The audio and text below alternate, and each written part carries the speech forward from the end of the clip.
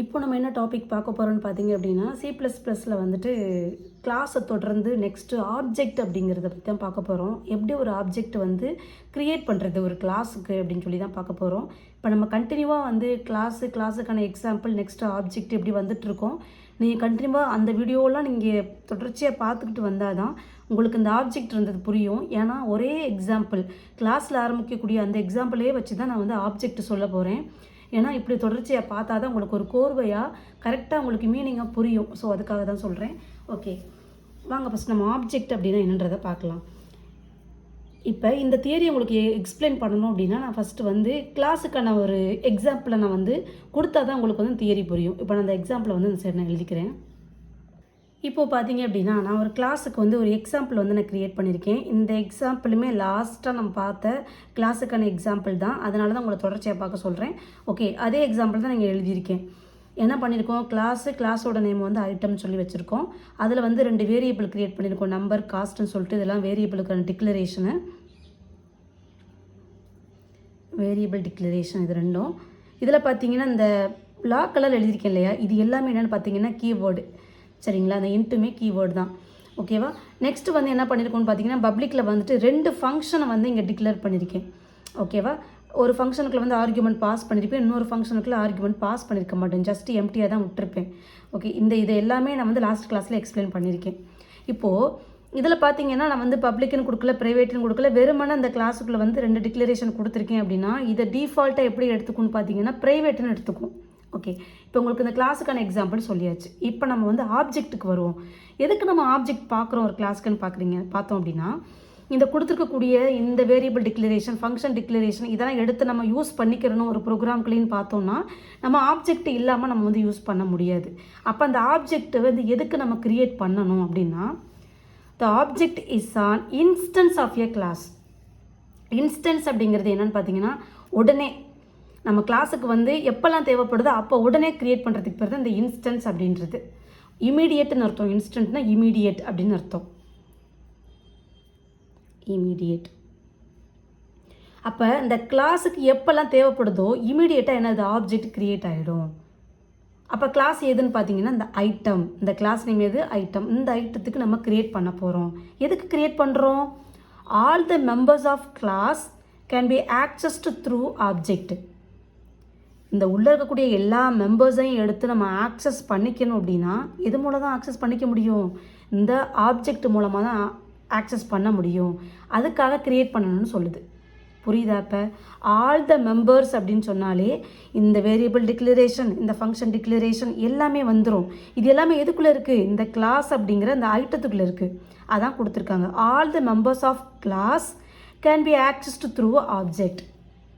அப்போ இந்த ஆப்ஜெக்ட் மூலமாக தான் நம்ம இது எல்லாத்தையுமே ஆக்சஸ் பண்ண முடியும்னு சொல்கிறாங்க. அப்போ இந்த ஆப்ஜெக்டை நம்ம எங்கே க்ரியேட் பண்ணணும்னு பார்த்தீங்கன்னா இந்த ப்ரோக்ராம் எண்ட் ஆகுது இல்லையா, இந்த இடத்துலையும் நம்ம கொடுத்துக்கலாம், இல்லை வெளியிலையும் நம்ம கொடுத்துக்கலாம். இந்த இடத்துல எப்படி கொடுக்குறதுன்றதை பார்க்கலாம். எக்ஸ் அப்படின்னு சொல்லி நான் கொடுக்குறேன். சரியா, எதுக்கு, ஐட்டமுக்கு. இந்த ஐட்டமுக்கு வந்து நம்ம க்ரியேட் பண்ணக்கூடிய ஆப்ஜெக்ட் தான் இந்த எக்ஸு. ஒரு ஆப்ஜெக்ட் மட்டும் தான் க்ரியேட் பண்ண முடியுமா அப்படின்னு கேட்டால் கிடையாது. மோர் தென் 1 ஆப்ஜெக்ட் க்ரியேட் பண்ணிக்கலாம். அப்போ 2-3 ஆப்ஜெக்ட் க்ரியேட் பண்ணணும் அப்படின்னா கமா கொடுத்து க்ரியேட் பண்ணணும். இல்லை ஒரே ஒரு ஆப்ஜெக்ட் மட்டும் போதுன்னு நினச்சிங்கன்னா இங்கே செமிகோலன் வச்சு எண்ட் பண்ணிடணும். நம்ம கிளாஸ் சின்டாக்ஸ் எக்ஸாம்பிள் பார்க்கும்போது லாஸ்ட் க்ளோசிங் ப்ரைஸ் வரல ஒரு செமிகோலன் வச்சுருப்போம். அந்த செமிகோலனுக்கு மீனிங் இதுதான். இங்கே ஆப்ஜெக்ட் க்ரியேட் பண்ணும்போது நம்ம செமிகோலன் கொடுக்கணுங்கிறதுக்காக முன்னாடியே நம்ம வந்து வச்சுருப்போம். இப்போ நான் 2-3 ஆப்ஜெக்ட் க்ரியேட் பண்ண போகிறேன் அப்படின்னா கமா கொடுத்துக்கணும். எக்ஸு, ஒய், இசட், இப்படி 3 ஆப்ஜெக்ட் நான் க்ரியேட் பண்ணுறேன். க்ரியேட் பண்ணிவிட்டு செமிகோலன் வச்சு எண்ட் பண்ணுறேன்.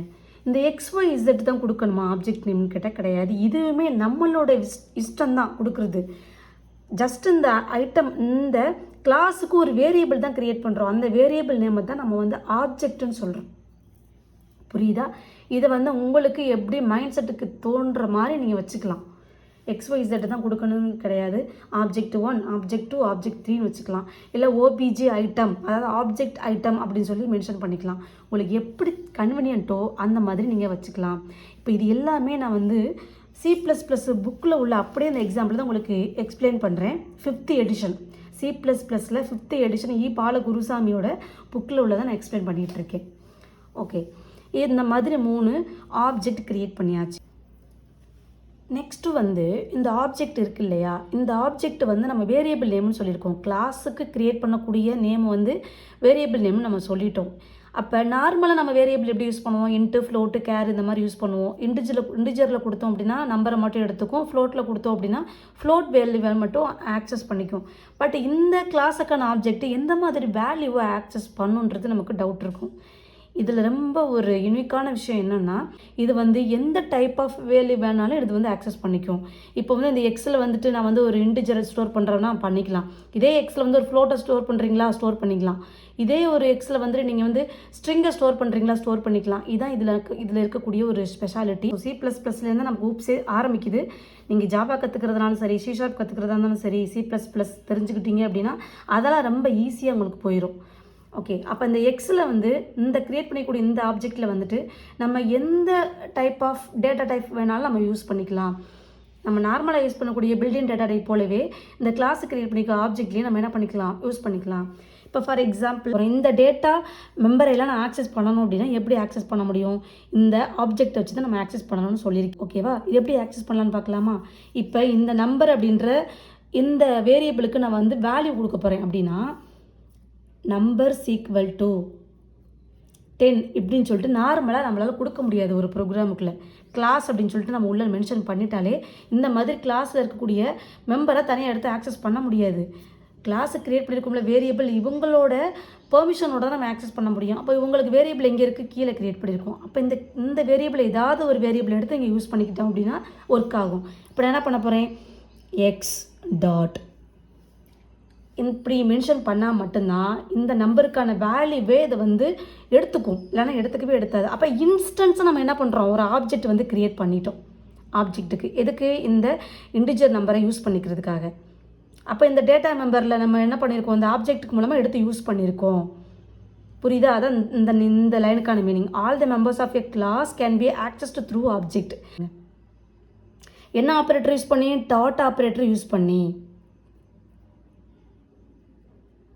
ஓகே, அடுத்து இந்த ஃப்ளோட்டுக்கான அந்த காஸ்ட் எடுத்து நான் யூஸ் பண்ண போகிறேன் அப்படின்னா என்ன பண்ணணும், X dot cost equal to 1.5 இப்படி நான் வேல்யூவை ஸ்டோர் பண்ணிக்கலாம். இது வந்து ஃப்ளோட்டுக்கான இனிஷியலைசேஷன். இது வந்து இப்போ இதையே நான் ஃபங்க்ஷன் எடுத்து யூஸ் பண்ண போகிறேன், மெம்பர் ஃபங்க்ஷன் எடுத்து யூஸ் பண்ண போகிறேன் அப்படின்னா எப்படி யூஸ் பண்ணலாம். இப்போ நான் இந்த ஆப்ஜெக்ட்டுக்கு யூஸ் பண்ணுறேன், ஒய் டாட் கெட் டேட்டா. இந்த ஃபங்க்ஷனை மட்டும் இங்கே கால் பண்ணால் போதும், வாய்டெல்லாம் கொடுக்கணும் அவசியம் கிடையாது. கெட் டேட்டாக்கு முன்னாடி என்ன பண்ணிடுவோம், ஆப்ஜெக்ட் நேமே கால் பண்ணணும். கால் பண்ணிவிட்டு பக்கத்தில் டாட் ஆப்ரேட்டர் யூஸ் பண்ணிடணும். உள்ளே வந்து நம்ம வேல்யூவை கொடுத்துக்கலாம். ஏன்னா வேல்யூ கொடுக்குறதுக்கோ இல்லை டிஸ்பிளே பண்ணுறதுக்கோ தான் நம்ம ஆப்ஜெக்ட் நம்ம எடுக்கிறோம். ஓகேவா, அப்போ நம்ம இந்த இன்டிஎல் என்ன கொடுக்கலான்னு பார்த்தீங்கன்னா 10ன்னு கொடுக்குறேன். ஃப்ளோட்டில் என்ன கொடுக்க போகிறேன்னு பார்த்தீங்க அப்படின்னா 10.1ன்னு கொடுக்குறேன். ஏன்னா இது வந்து இன்டிஜர் வேல்யூ, இது ஃப்ளோட் வேல்யூ. இதை வேல்யூவை கொடுத்துட்டு என்ன பண்ணுறேன்னா ஆப்ஜெக்ட் மூலமாக கால் பண்ணிட்டேன். அப்போ இந்த கெட்டேட்டா அப்படிங்கிற இந்த ஃபங்க்ஷனில் 2 ஆர்குமெண்ட்டையும் எடுத்துக்கிட்டு இந்த கெட்டேட்டா ஒரிஜினல் ஃபங்க்ஷனை டிஃபைன் பண்ணியிருப்போம்ல அங்கே எடுத்துகிட்டு போயிடும். அப்போ இந்த ஆர்குமெண்ட்டை நான் கால் பண்ணுறது கூட எனக்கு என்ன பண்ணணும்னா ஆப்ஜெக்டை நம்ம வந்து யூஸ் பண்ணிக்கணும். அதே போல் தான் புட்டேட்டாவுக்கு என்ன பண்ணலாம், ஒய் டாட் புட்டேட்டா கொடுத்துட்டு செமிகோலன் வச்சு எண்ட் பண்ணிட வேண்டியதான். இந்த மாதிரி கொடுத்தா தான் நம்ம கிளாஸில் இருக்கக்கூடிய ஃபங்க்ஷன்ஸை மெம்பரை எடுத்து நம்ம ஆக்சஸ் பண்ண முடியும். எது மூலமானு போய் கேட்டிங்க அப்படின்னா இந்த ஆப்ஜெக்ட் மூலமாக. ஒரே ஒரு ஆப்ஜெக்டை க்ரியேட் பண்ணி எல்லாத்துக்குமே நம்ம என்ன பண்ணிக்கலாம், யூஸ் பண்ணிக்கலாம். டிஃப்ரெண்ட் கைண்ட் ஆஃப் ஆப்ஜெக்டை யூஸ் பண்ணியும் டிஃப்ரெண்ட் டைப் ஆஃப் வேல்யூவை நம்ம பாஸ் பண்ணிக்கலாம். ஸோ இதுதான் என்னென்னு பார்த்தீங்க அப்படின்னா ஆப்ஜெக்ட் அப்படின்றது. ஒரு கிளாஸ்ன்னு நீங்கள் க்ரியேட் பண்ணிட்டீங்க அப்படின்னா ஆப்ஜெக்ட் இல்லாமல் எந்த ஒரு ஃபங்க்ஷனையும் நீங்கள் மூவ் பண்ண முடியாது, யூஸ் பண்ண முடியாது. ஆப்ஜெக்ட் மூலமாக தான் எல்லாமே நம்ம பண்ண முடியும். ஸோ இதுதான் என்னென்னு பார்த்தீங்க அப்படின்னா ஆப்ஜெக்ட் அப்படின்றது. நெக்ஸ்ட் கிளாஸில் வந்துட்டு ஆப்ஜெக்ட் மூலமாக எப்படி ஒரு ப்ரோக்ராமை க்ரியேட் பண்ணுறதுன்னு பார்க்கலாம் கிளாஸ் யூஸ் பண்ணி. ஓகே, ரொம்ப ஈஸியாக இருக்கும். நீங்கள் தொடர்ச்சியாக நீங்கள் 1 by 1 நீங்கள் பார்த்துக்கிட்டே வந்தால் தான் உங்களால் ஒரு சிம்பிளான ஒரு ப்ரோக்ராமை வந்து கிளாஸ் யூஸ் பண்ணி, அதாவது ஊப்ஸ் கான்செப்டை யூஸ் பண்ணி நம்ம வந்து க்ரியேட் பண்ண முடியும். ஓகே, உங்களுக்கு இதில் பிடிச்சிருந்தது அப்படின்னா லைக் பண்ணுங்கள், சப்ஸ்கிரைப் பண்ணுங்கள். தேங்க்யூ.